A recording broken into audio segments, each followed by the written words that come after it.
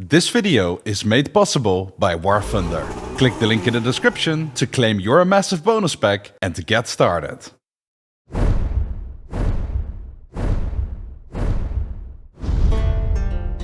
A while ago, I was researching the longest war ever in history, which spanned more than 700 years and is called the Reconquista. A massive war between invading Muslims and Christians on who got to own the Iberian Peninsula. But while researching that massive war, I came across a smaller specific story that honestly felt like it came straight from a movie. Almost like an alternative Lord of the Rings story. A story about a prince with a dream and a mission to revive his slain dynasty. But before I introduce you to that main character in this wild story, allow me to explain the state of the European and Islamic world around the year 700, so that we are all on the same page. And I'll start with 0. Or actually, I'll start with the intro. Give me 5 seconds. Historically Facts, Part 7. Around the year 0, Jesus Christ was born within the Roman Empire in Bethlehem. Romans did a bad thing and welcomed Christianity into the world. Another thing that Romans were bad at is keeping barbarians from their soil. And the glorious Roman Empire turned in the span of 80 years into half of its original size, with only the Eastern Roman Empire continuing its memories. Around that time, in the year 570, Prophet Muhammad was born in the city of Mecca and spent his life preaching the word of Allah and uniting the Arabian Peninsula till his passing in 632 AD. With Prophet Muhammad passed on, the 4 caliphs, also known as the closest companions of his, started the Rashidun Caliphate and quickly expanded the caliphate's borders into the Eastern Roman Empire, the Persian Empire and African territories. How did they manage to defeat 2 great empires at the same time? Well, the Persians and self-proclaimed Romans had been fighting for centuries because of disputed territory, weakening both sides massively, which was beneficial for the rapidly approaching fresh Arab Empire. Then, internal struggles. Prophet Muhammad never clearly told his followers who would follow his footsteps as the leader in the Islamic world, which left them with 4 candidates, also known as the caliphs, who I introduced before. It was quickly decided that those 3 were to be caliph first, and finally Ali as the 4th. This from the start caused a split within the Islamic world and created the Shia and Sunni movement, where the Shia argued that Ali should have been the first caliph and not the 4th one like the Sunni Muslims argue. During the reign of the 3rd caliph named Uthman, unrest was growing and growing to the point where rebels broke into Uthman's home and killed him while he was reading the Quran.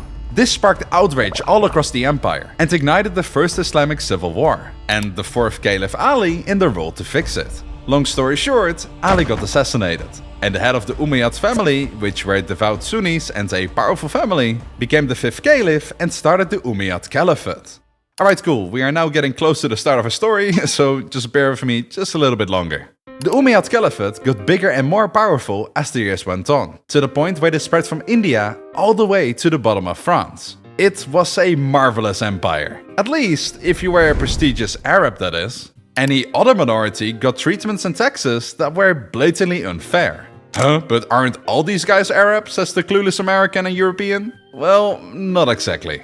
This part is Arab. That part is Persian, the people whose empire was defeated by the Arabs. They were mainly Shia Muslims and felt a strong affinity with the assassinated Caliph Ali. And, you might have guessed it, the combination of unfair treatment plus religious differences caused these suppressed groups to come together as the Abbasid movement. And they were ready for a revolution. A bloody revolution, that is. The Umayyad Caliph, Marwan II, could feel the rain coming, and rallied up his troops and headed to battle to face off the Abbasid army.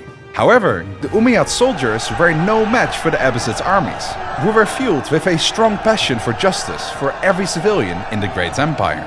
Almost all the Umayyad soldiers, including the Caliph Marwan II, ended up being killed. But the Abbasids weren't done there. They wanted to bring justice to all the remaining family members of the Umayyad family. And back in the 750s, justice came in the form of death. Remember that scene from Star Wars where they issued Order 66? This was exactly the same. Rogue Abbasid agents all across the Caliphate started systematically killing every single member, servant and loyalist of the Umayyad family. And with the Abbasid army marching closer and closer to the city of Damascus, the capital of the Umayyad Caliphate, unrest and the slaughter of the Umayyad family was in full force. And here we find the protagonist of our story, Prince Abd Al-Rahman. Or as his full name and title goes, Emir Abd Al-Rahman ibn Muawiyah ibn Hisham. Emir means prince, Abd Al-Rahman is his name, which means servant of God, Ibn means son of, and Muawiyah is his father, and Hisham his grandfather. But for simplicity's sake, we are just going to call him Prince Abd Al-Rahman. Despite being a 20-year-old prince, he wasn't in line for the throne. But that didn't make any difference for the Abbasids. Every person Umayyad had to be game-ended. And with Abbasid assassins getting ever so closer, Abd Al-Rahman knew fighting wasn't an option. It was time to run.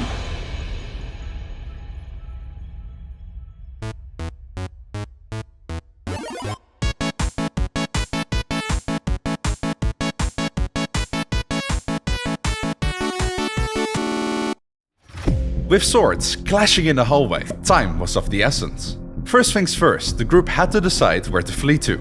Looking at the map, Yahya, the brother of Abd Al-Rahman, suggested it made sense to try to outdistance the Abbasids as far as possible, meaning to head westwards towards Palestine. However, Badr, a freed slaveman and close loyalist of the prince, argued against it, and suggested they should avoid major roads and cities and to follow the Euphrates River up instead, potentially finding support and shelter along their way. Abd Al-Rahman agreed, but that wasn't the only problem they had to tackle. How were they going to escape the city without getting detected? Sure, they could just try their luck and run, but that would mean that he had to leave his 4-year-old son and his sisters behind, something that the prince wouldn't dare to think about. Badr, once again, being experienced in a simpler lifestyle, came to the rescue. Disguises. Ditch the luxuries and bulking weapons, cover your faces and only grab what is necessary. Leave the city as merchants. The group agreed and exited through the back door onto the streets of chaos. With bodies everywhere and unnecessary bloodshed tainting the streets of the fallen capital, the group set off and managed to slip the way out of the grasp of the Abbasids' wrath. For now.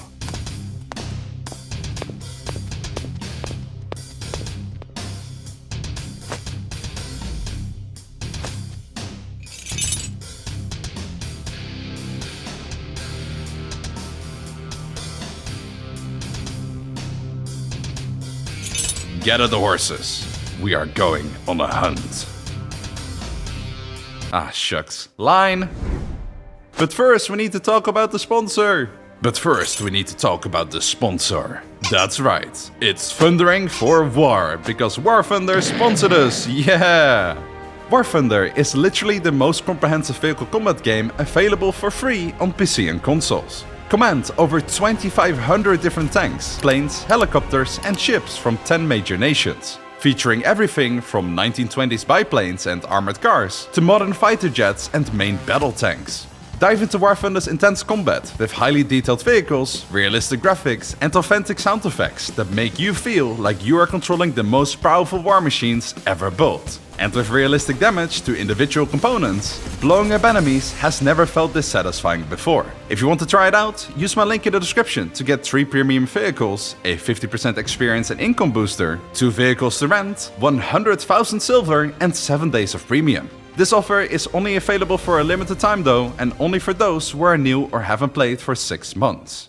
With Damascus behind them, the group was far from safe. The Abbasids, now in control of the capital and the Caliphate, renamed the empire to the Abbasid Caliphate, which all but the western provinces around Spain and Morocco complied with. There was no more going back to the realm and luxury that the 2 princes were a part of. At the time, the group didn't know it yet, but they were the last remaining Umayyad blood alive in the entire Caliphate. Everyone else had been murdered.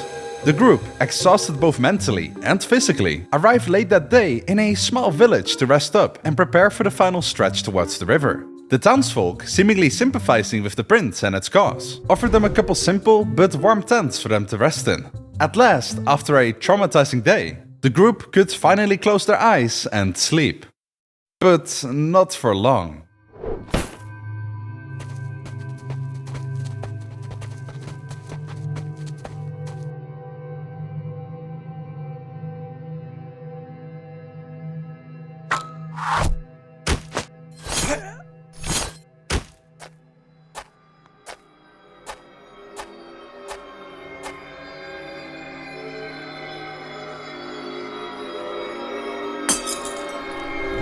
My lord, they found us. No! Stay back! Gordon! Ah! Wake my brother. I need to find my son. Oh no.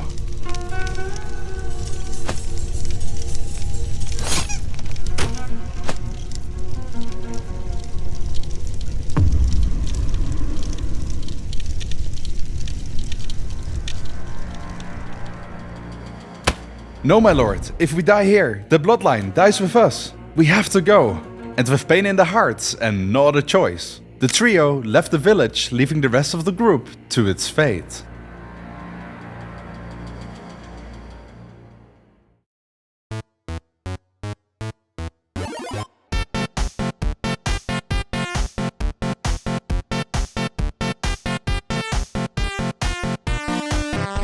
Just to clarify, each one of the left behind family members got killed that night by the Abbasid hunters. Gosh, these Abbasids really are horrible, aren't they? Well, if you're an Umayyad, yeah, but for the rest of the people, they really weren't that bad.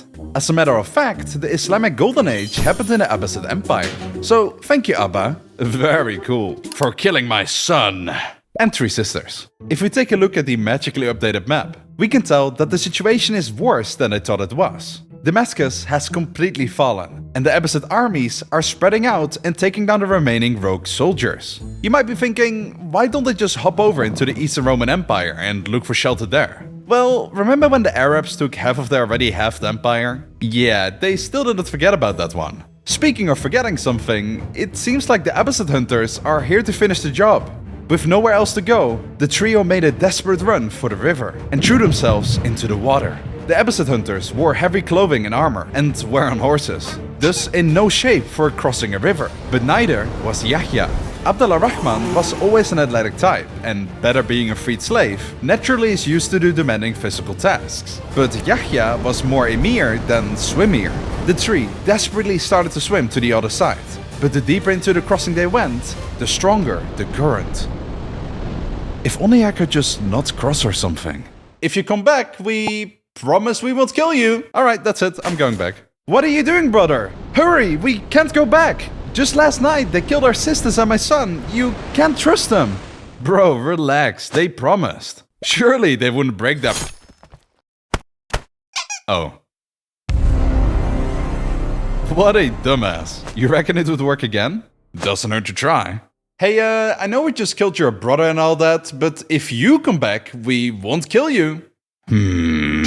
And so, Abd Al-Rahman swam back, became best friends with the murderer of his entire bloodline, and the Arab countries would never be in another war ever again. Is what the prince wished he could believe, but better going far beyond his pay grade, pulled them away from the river, and the two of them ran like their lives depended on it. Which it did. The two kept running and running, till there was no more land to run on.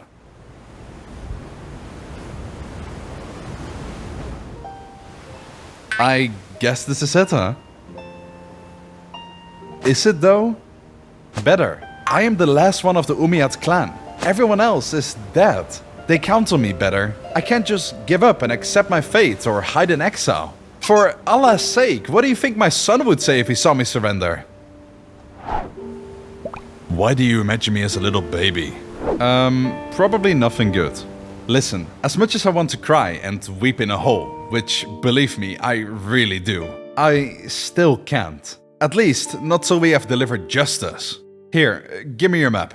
40 years ago, my great-grandfather, Al-Walid I, led a massive invasion on Al-Andalus and conquered almost everything of the peninsula. If there's one place we can go to for support, it has to be there. I heard the local governor there has been trying to establish his own rule in defiance of the Umayyad family, which means it's very likely he also won't give in to the Abbasids. We cross through Africa, rally up an army, defeat the governor, and conquer back our empire that the Abbasids have taken from us.